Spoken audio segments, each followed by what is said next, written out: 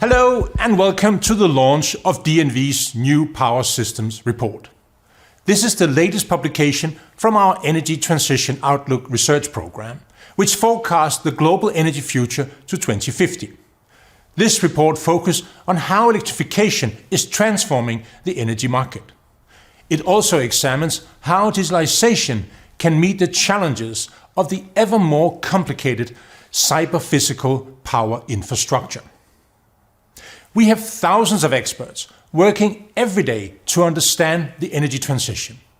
And over the next 45 minutes, you will get a flavor of that expert insight. We will also be speaking with Michael van Rode, Chief Digital and IT Officer of 50 Hertz, to understand the impact of digitalization on our power system. If you're watching live on LinkedIn, you can use the chat function to ask our experts questions. But first, I have the pleasure of handing over to DNV's Group President and CEO, Remi Eriksen. Thank you, Ditlev. Welcome to the launch of DNV's new Power Systems report. We have an exciting program lined up for you. New power systems are electricity systems where most of the power is generated by solar and wind. Last year, solar and wind supplied as much as 63% of Denmark's electricity, and our forecast is that what is happening in Denmark will happen in most countries around the world in the next 25 years. But electricity is not just greening, it is growing also. The world is electrifying end use and will be using double the amount of electricity in 2050 compared with today. That is a true transition. Electricity is without doubt the engine of the decarbonization the world needs. But it is a complicated and challenging engine. The grids need to expand vastly. There must be a lot more storage to cope with the variability of solar and wind. Demand must be managed more flexibly, and success in all of that requires a deep digital transformation in the industry, including investment in artificial intelligence. The world urgently needs to come to terms with what new power systems mean in reality. These systems need careful planning and joined-up action by many actors.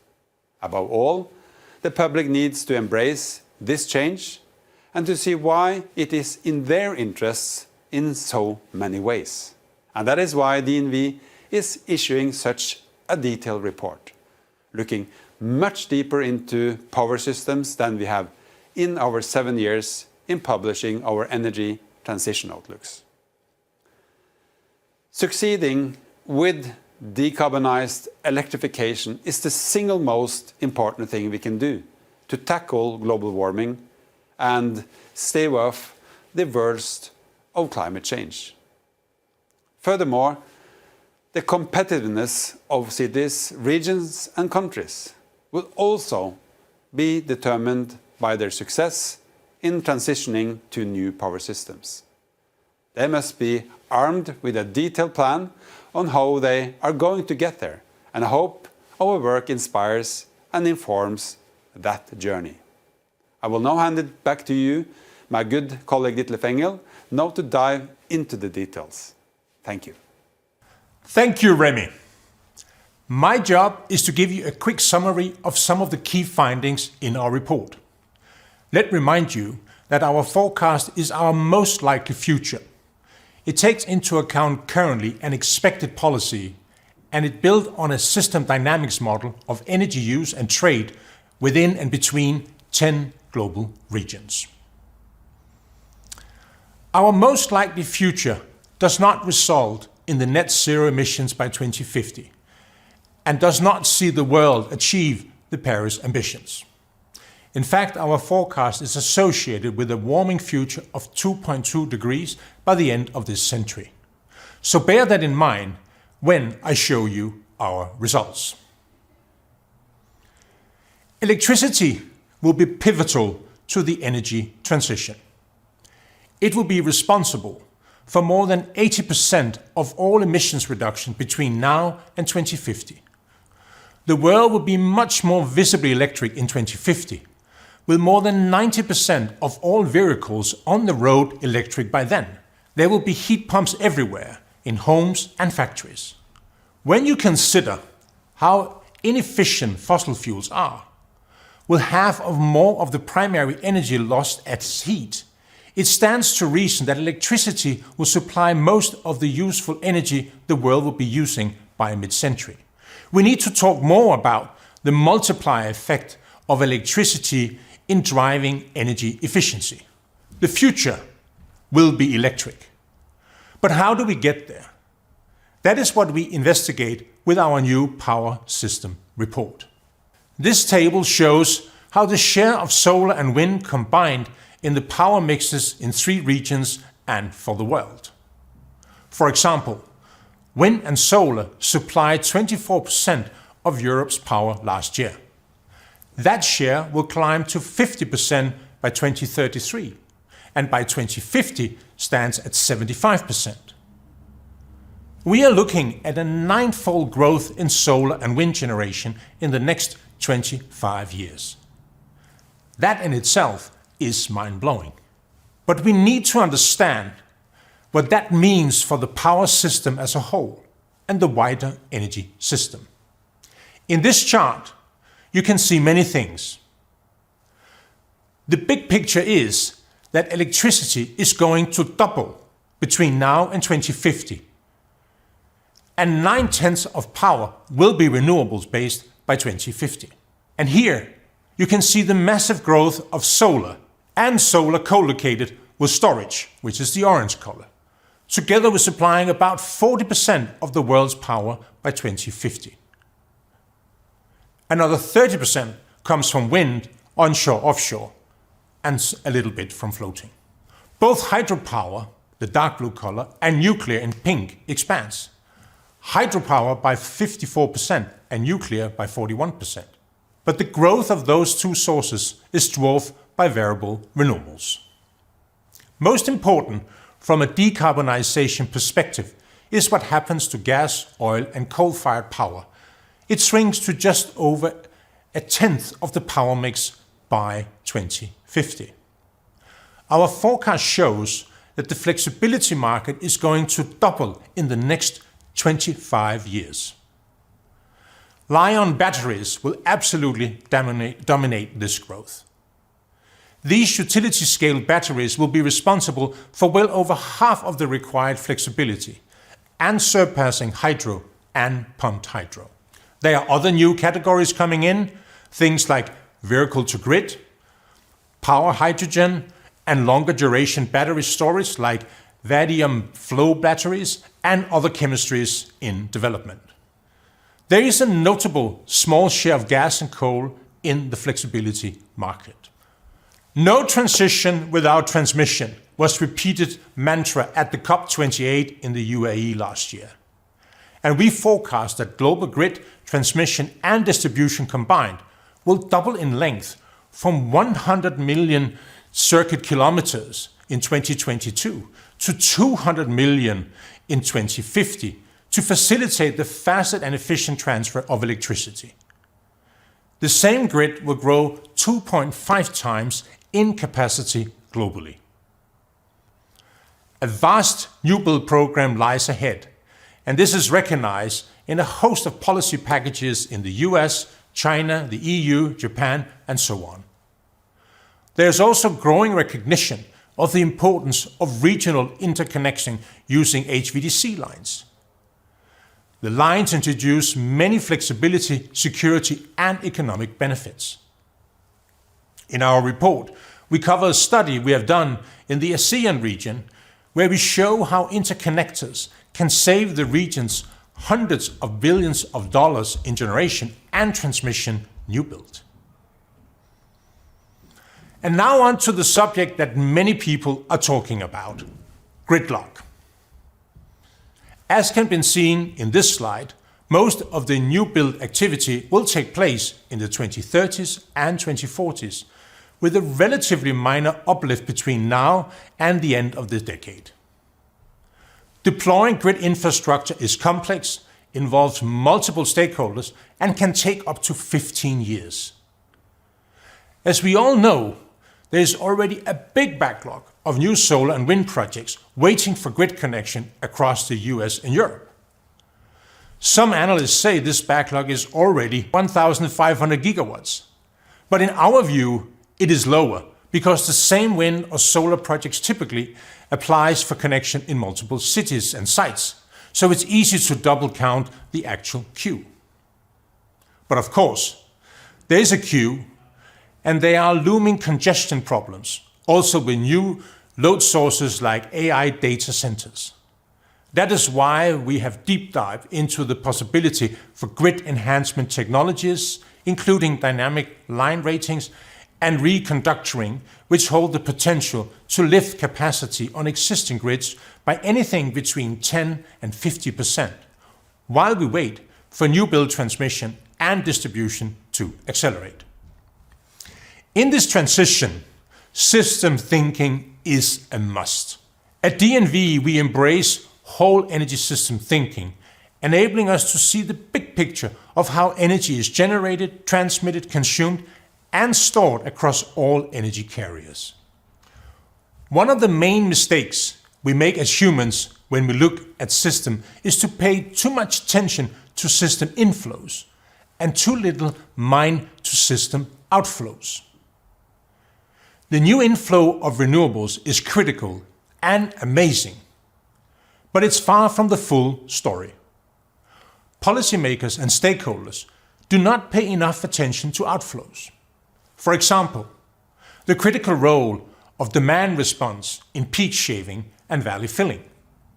That needs massive incentive for smart meters and connectivity to enable autonomous activation of demand response and flexible tariff structures to reward participants. Otherwise, demand response will not scale. It is vital too to take advantage of the flexibility contribution of prosumers and the collective power of connected EVs. Utility scale flexibility must grow in synchrony with renewables. That needs both investment and new market designs to promote it. The key to all this is the digital transformation. Grids cannot cope with grid-enhancing technologies or massive new connections without a rapid route and branch upgrade to control center systems. Also, across the whole connected system is the critical need for robust cyber security. Here, once again, it is vital to take a system view, covering the whole attack surface of all these connected systems, from wind turbines to smart meters. In our report, we also detailed the transformative power of AI, listing many current and future use cases. The trustworthiness of AI is critical, and DNV's new recommended practice on how to build trust in AI-enabled systems has systems thinking as a central theme. A system perspective also means constantly looking at managing the energy trilemma, the interplay between security, sustainability, and affordability. I just want to reinforce the point that new market designs are very much needed for new power systems. The current market was designed around fossil fuel and is not optimized for a renewable-driven system. There is the idea that the massive cost of grid investment will cancel out the cost savings brought by cheap renewables. We find that not to be the case. Grid expenditure will account for about 1/3 of total energy expenditure by 2050, while at present they only comprise of 15%.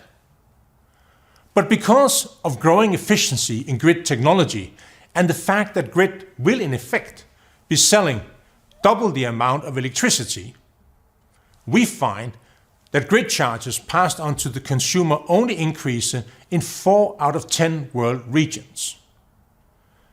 That means grid charges paid by consumers in 6 out of 10 world regions will remain stable or decline.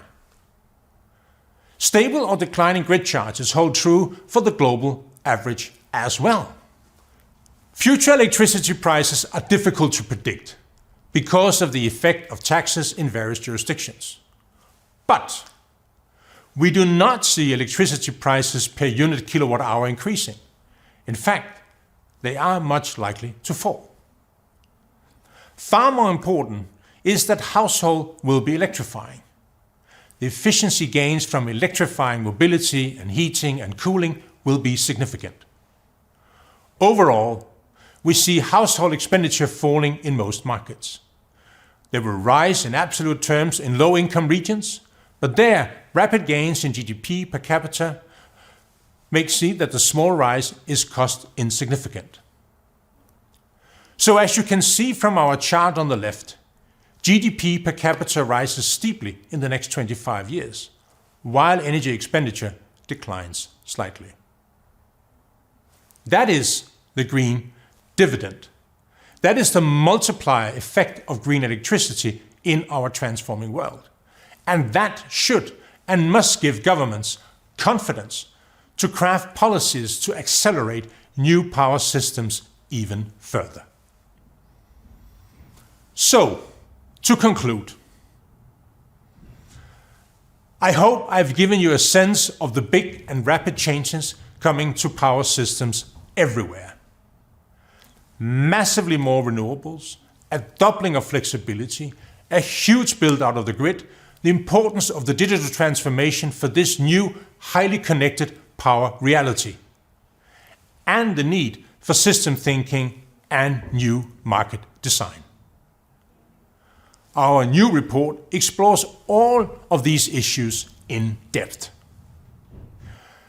Now, let's move to business. And I am delighted to be joined by Michael van Reuter, who is responsible for innovation and digital transformation of the Elia Group. And my first question to you, Michael, and thank you for joining us, would be, how are you as a company viewing, and can you share some insights of how you are handling this transformation and digitalization which is going on, and the systemic impact that you see? Yeah, thanks for having me. It means several things. First and foremost, digitalization is a prerequisite to be able to decarbonize the European grid. We need a digital grid, and we can dive deeper into that later. We need a digital grid in order to be able to steer a grid which is fed 100% by renewable, right? So that's one aspect. The other aspect is what are TSOs? What is my company doing? Like our colleagues in the other European countries, we provide the most critical infrastructure for society, which is a power system. And digital will become part, or is already part, of a very critical infrastructure. So in that sense, I believe it's important that us as a trusted provider for society look into that. So given the critical nature of the infrastructure we are talking about, can you give us some insight to the risk assessment that takes place before you introduce a new digital technology? Sure. That's a question we get a lot, especially in the current geopolitical situation.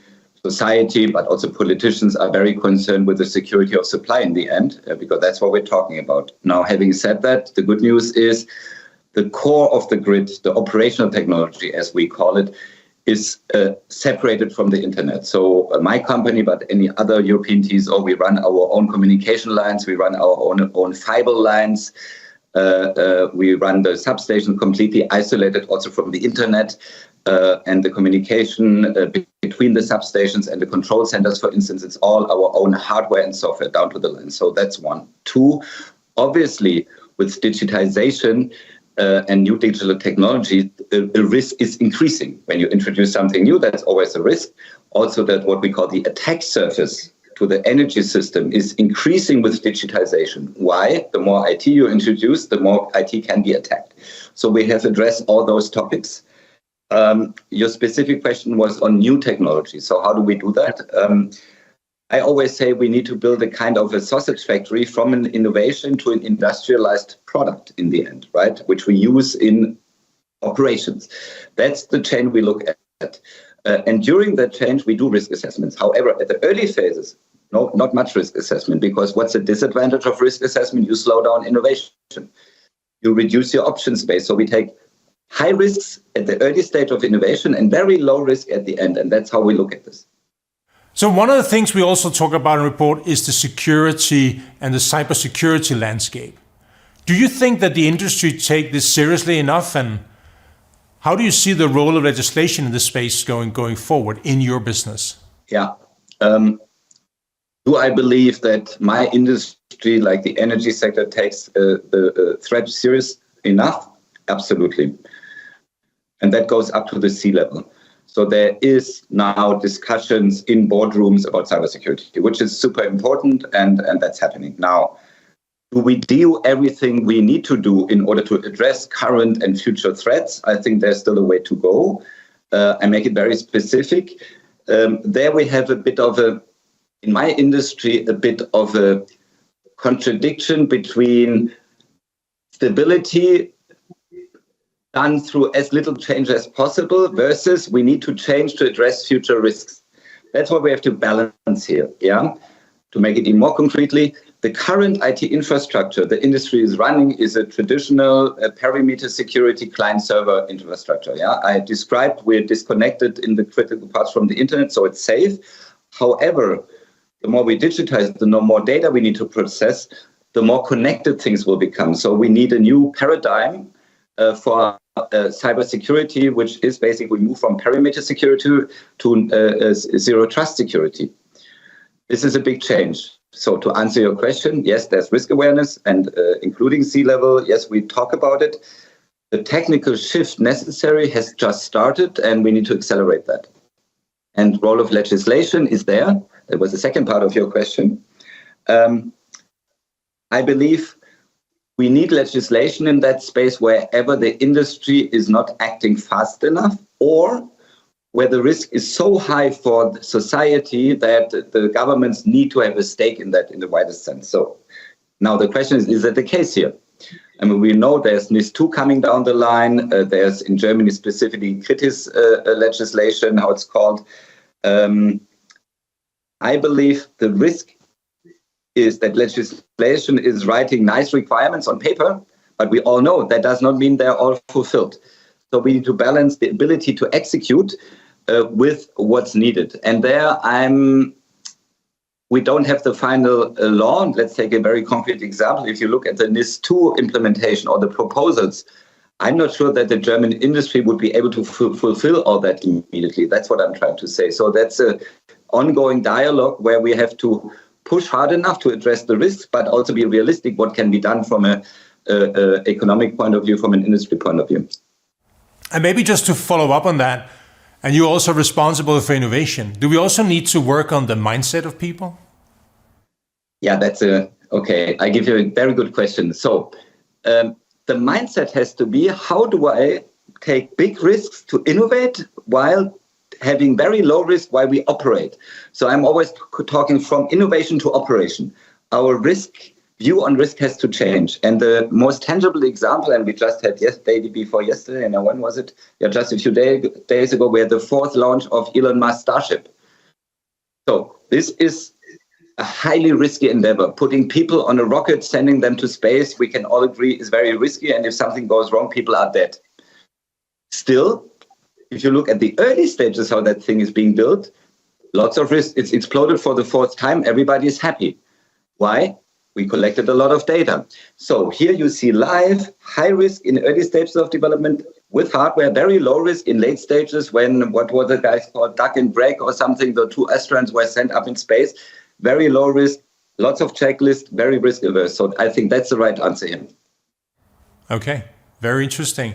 Another thing we look at the report is the role of artificial intelligence.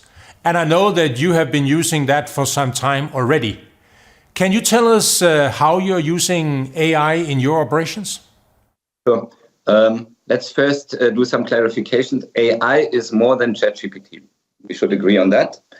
And it's more than large language models. And it's more than generative AI. Yeah, AI has been around for quite some time. And as you said, we use it already for years. Usually it starts where, you need prediction models. Weather prediction is a super example.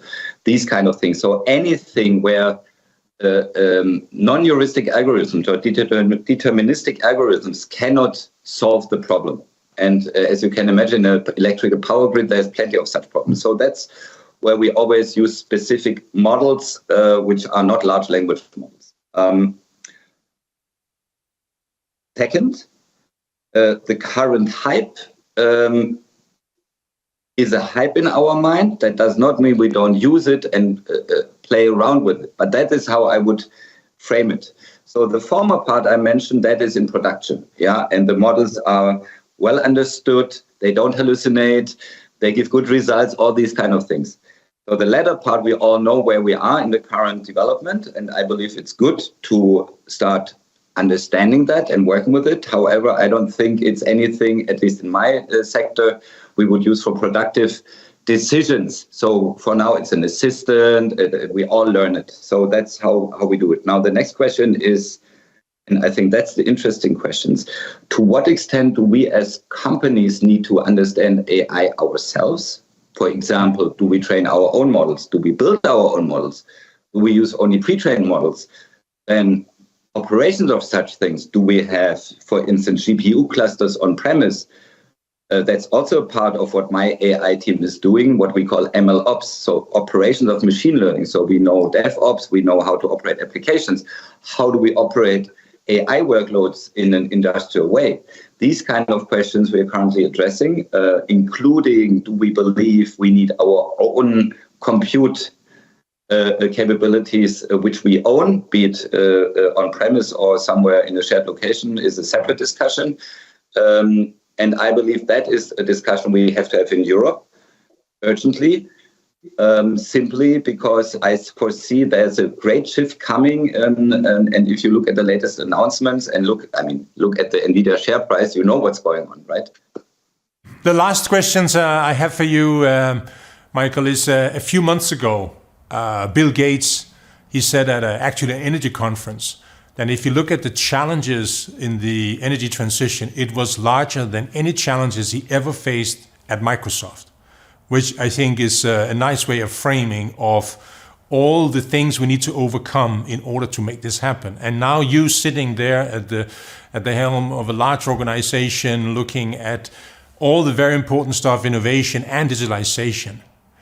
What would be your best suggestion to people watching here, how they should think about this as a tremendous opportunity and not something which should make us afraid, but how to embrace it and really turn it into opportunity? What would your best advice be to everyone? Actually, I give you two advices I usually give. One is, because your description is, I think, accurate. It's super difficult. It's a lot of effort. It's going to cost a lot of money. It's very complicated, etc., etc. Now, what do you do when you have such a task in front of you? You imagine how it will look like once you've done the task. So my first advice is imagine a fully green European energy system, fully interconnected. We help each other. So the sun is shining in Spain, the wind is blowing in Norway, still Belgium can have power. These kind of, so try to imagine that you can tell your kids that you were a part of making that whole thing green and renewable. And by the way, more energy for everybody. Why is that important? Because energy nowadays produces intelligence, which I spoke about NVIDIA. So that's what NVIDIA is doing. Out of energy, you create intelligence. So that's the first advice. Imagine that word. And the second advice is, how do we get to that word? Imagine we talk about an energy system. What does it mean? System means we are all interconnected, literally. Physically, organizationally, regulatory, technically. So my advice to all of us is we need to think in an ecosystem. We need to think together. I think that's a perfect note to end your very important remarks and reflections. Thank you so much for joining us and sharing this. We really highly appreciate it. And the best of luck for all the exciting stuff ahead. Thanks a lot.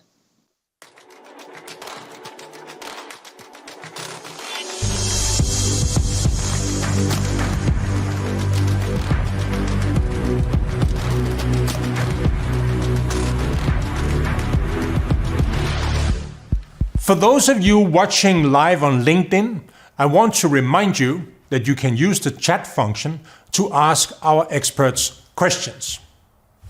Now we're going to take a detailed look at how the energy system will look like in 25 years. Onur Uzgun is one of the key architects behind our Energy Transition Outlook research program, and he will tell us why forecasting the energy transition by the hour helps us to understand the future challenges for the power system. The floor is yours, Onur. Thank you, Ditlev.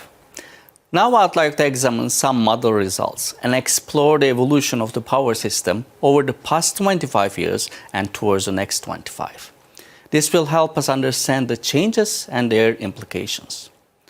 We model the electricity supply and demand on an hourly basis. This detailed approach helps us to understand how variations impact interactions between different energy sources. Ultimately, it provides more granular insight into distribution of generation, pricing, and the profitability of various technologies. This is how our model simulates the hourly electricity supply in Europe over 1 week in 1999. Throughout the day, we see fluctuations in electricity demand as consumption varies between day and night. On the supply side, we see a mix of technologies: gas, coal, hydropower, nuclear. Each technology has a different cost and flexibility, which affects how much they are willing to supply at any given price. Our model calculates the electricity generated by each technology and determines the resulting price for each hour based on where supply meets the demand. Now let's unpack this diagram. Nuclear, with a very low unit fuel costs, runs at full capacity almost continuously. With their low variable costs, coal plants operate also at high utilization, except when demand is very low. Gas-fired power plants, having higher variable costs, operate more flexibly, responding to small changes in price. You can see this by comparing the supply with the electricity price shown by this dotted blue curve. In such electricity markets, the electricity price is naturally set at the variable cost of the most expensive source providing electricity. Low demand leads to low prices, while high demand requires more expensive units to run, pushing up the price. Overall, these power plants have been the main way to respond to variations in the demand. There was almost no wind and solar power back then, and only a small amount of storage in the form of pumped hydro, which stored electricity when prices were low and generated when prices were high. Now, let's move forward to now. Over the years, the electricity demand has remained relatively stable. However, prices have fluctuated, especially due to external forces, such as the recent increase in gas prices. As we approach today, solar and wind power enter the mix. In our model, we use fixed patterns for demand and solar and wind generation based on average weather year.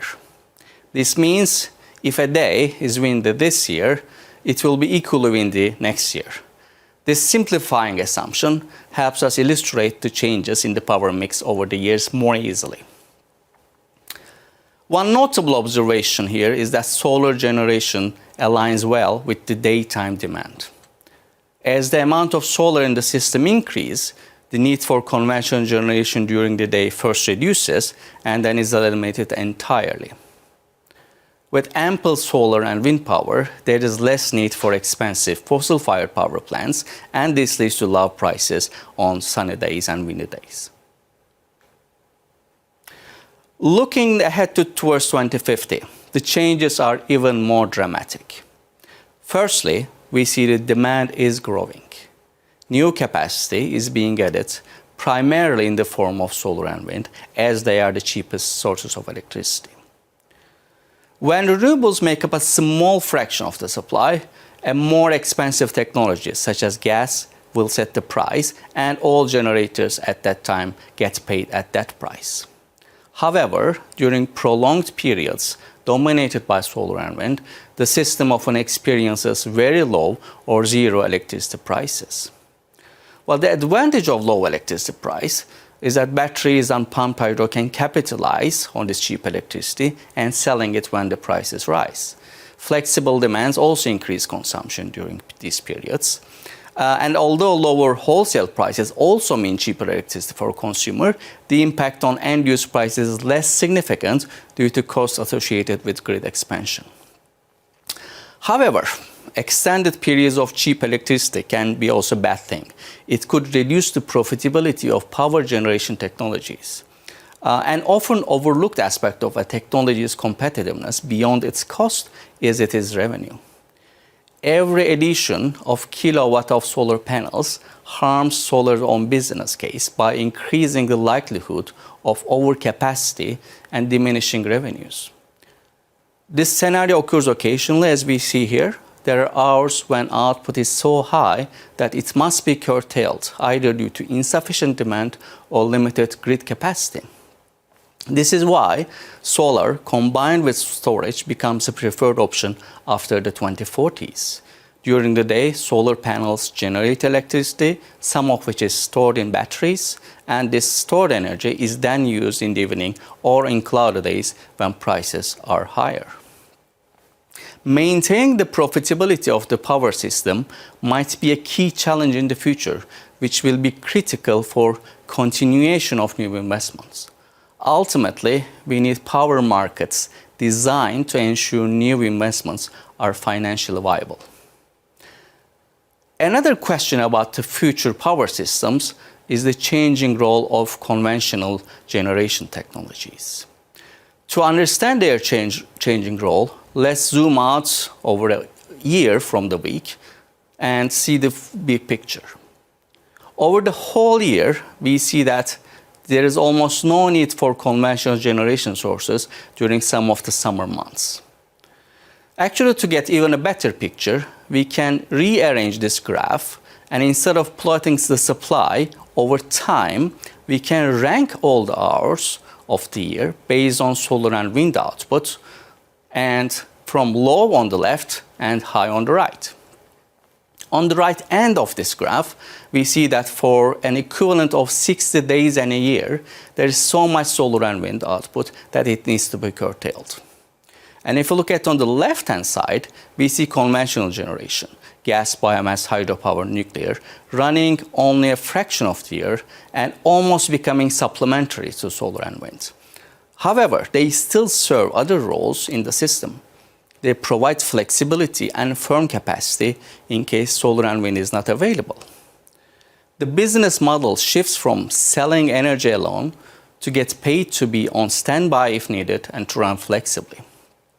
In other words, in the future, conventional plants will run less frequently, but will still play a vital role in ensuring reliability. Just like the case of solar and wind, their continued profitability depends on proper compensation of these services. In short, we see a changing power system with changing challenges. Policymakers will play a crucial role in designing markets that balance these dynamics, ensuring that while electricity remains affordable, there is still sufficient incentives for investments in new capacity and supporting technologies such as storage and power grids. This balance will be key to maintaining a reliable and resilient power system. Thank you. Thank you so much for sharing all this, Onur, and maybe just a few follow-up questions. Could you share with our viewers what are the implications of this for the power market as you see it? Absolutely. I see the implications on two folds, one on the technology side and on the market side. On the technology side, clearly we need these supporting technologies such as batteries, other storage options, long duration storage technologies come into picture, and that helps the electricity price to be more stable and keep the profitability of technologies. And obviously the investment in the power grid is also key. And on the market side, we need to alternative designs to power market and how it operates. conventional power markets, just relying on selling energy, is not sufficient to really to make all the technologies being profitable and to keep the system running. So we need to rethink how markets operate. Thank you very much, Onur. Now, let's dive deeper into what needs to change in the power market with two of DNV's experts, Petra de Boer, who is head of energy markets and strategy, and Christian Heviger, who is the director, energy markets and technology. I'll start with you, Petra. With variable renewable generation growing in importance, what are the main challenges for the power market?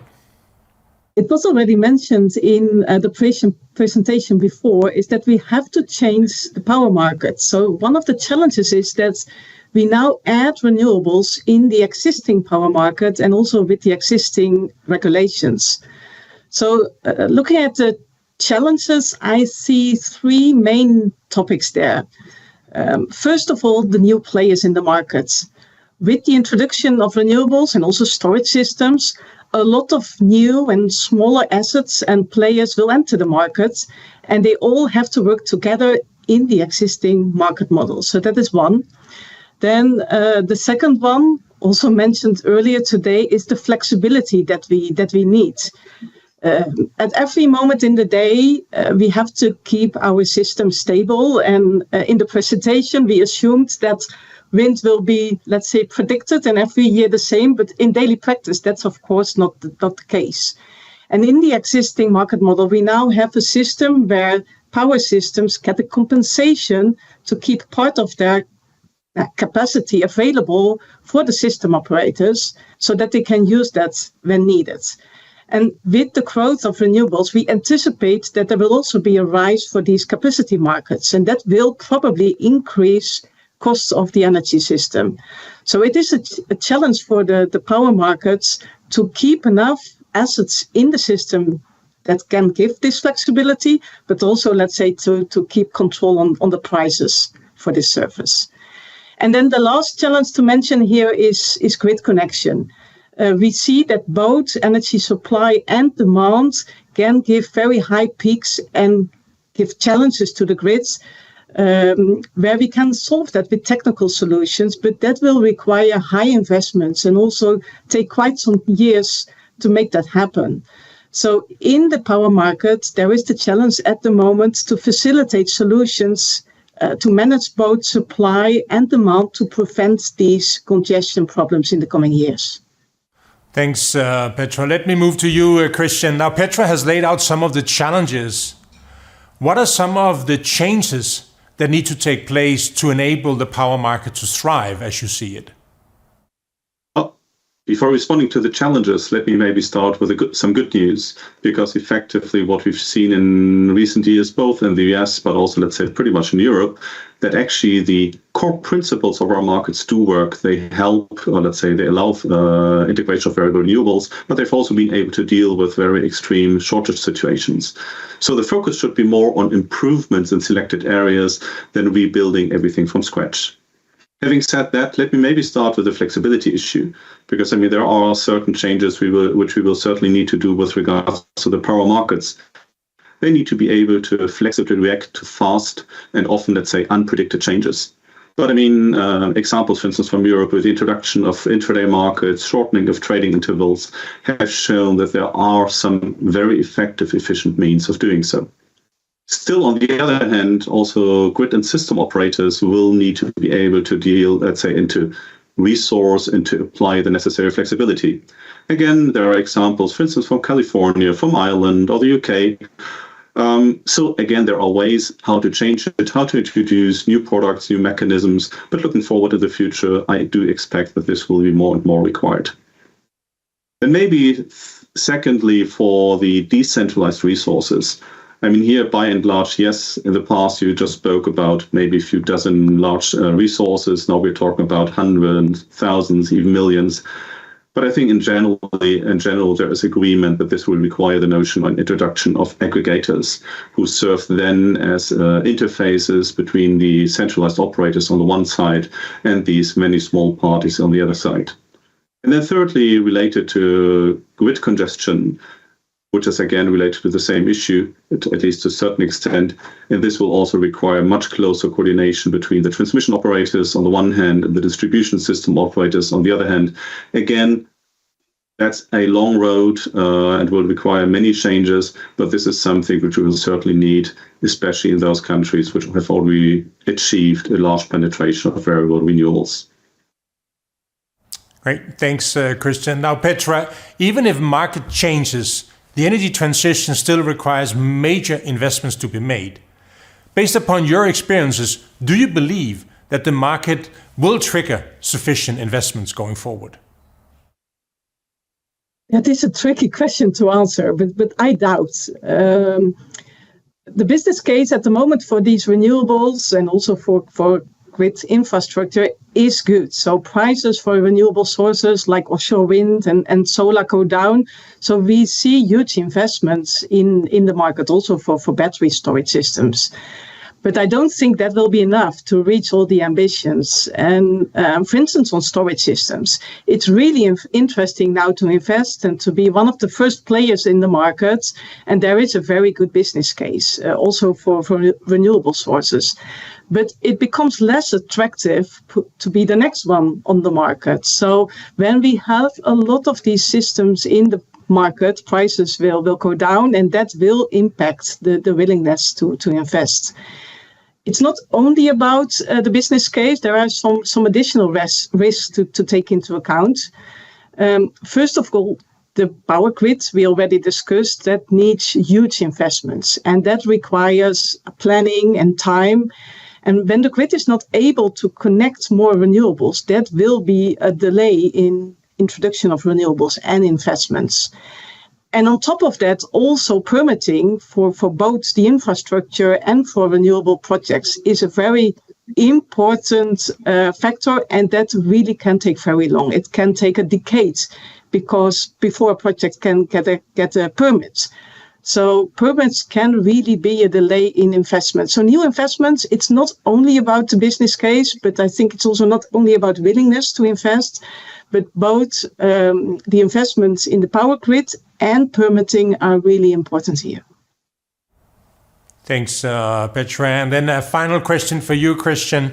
How would you characterize the policy response to the challenges just raised by Petra? And in general, what would you like to see from policymakers to encourage power market participants to invest into the energy transition? I think I would argue that in many countries, actually policymakers have responded to these needs already, or at least they've been trying to do so. Whether it's been successful in all cases, that's obviously a different question. I mean, obviously, there have been numerous attempts to streamline, facilitate permitting procedures, which requires both legal, administrative reforms, etc. And that's certainly an area, let's say, where more progress is required. I mean, secondly, with regards to grid operators, grid investments, I mean, this has been a regulated business throughout the world for many decades. So that's a very traditional question, and this will not go away, because the key change is that it's a fundamentally different scale we're talking about. But so in a way, this is business as usual. The key issue certainly is related to investments into generation and storage, so the competitive parts of the market. And here, unfortunately, investors are faced with a lot of uncertainty. Much of it is driven by political decisions, which are always very difficult to predict and to treat with on the financial side. We're also very often dealing with technologies which still need to commercially mature, which still need to find, let's say, to gain cost reductions. So quite often here, really long-term arrangements and de-risking are required. And that's an area which, of course, sometimes is a bit maybe difficult, and we have to be careful that we don't simply subsidize everything. But that is certainly similar like the traditional renewable support systems or capacity mechanisms, which are increasingly being used. And I do expect that similar mechanisms may, in many cases, also be required for storage. Excellent. Thank you so much, Petra and Christian, for joining us today and share your very valuable insight. Thank you so much. Thank you to all our guests, and thank you for watching. This report is essential reading if you want to understand the future power system. You can download this and other reports on our Energy Transition Outlook pages. I hope this launch has given you a sense of how profoundly our power system will change and the many challenges and opportunities is on the horizon. But for all the challenges, we should not lose sight of the fact that the electrification story is not about new technology. It's about scaling and deployment. I have referred to the need for system thinking throughout the session, and that can only be achieved through a willingness to collaborate across industries. So let's talk. Reach out to me or any of thousands of my DNV colleagues and experts working on the energy transition. Thank you so much for watching, and goodbye.